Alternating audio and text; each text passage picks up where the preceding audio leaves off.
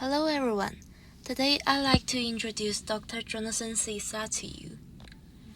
Jonathan is the Russia Northeast Asia Regional Coordinator of WCS, which is a short of Wildlife Conservation Society, and he's also an ecologist who has focused on conservation of Blakiston fish owls and Siberian tiger for years.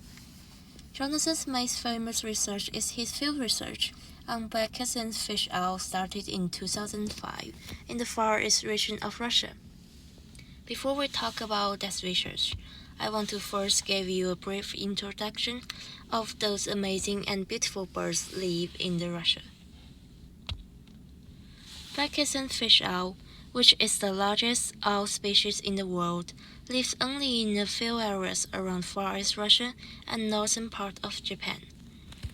However, they are endangered due to the destruction and fragmentation of habitats, and the situation was not very good in the past 20 years in the Far East Russia, as lots of new roads for logging in the forest were built at that time. So about the research, basically what Jonathan and his team did is search for the owls in the forest, caught them, and install GPS on them. As those species are not well studied before, those data can be very important on the contribution to the conservation of the whole species. Therefore, with the data, they can trail the trails of the owls. And what did they get?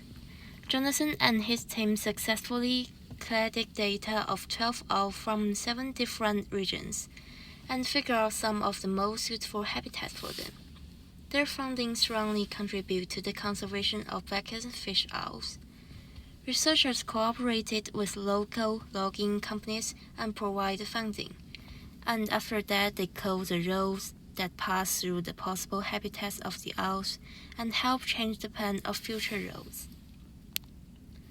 And you can also see some of the artificial nests built by Jonathan and his team in the picture.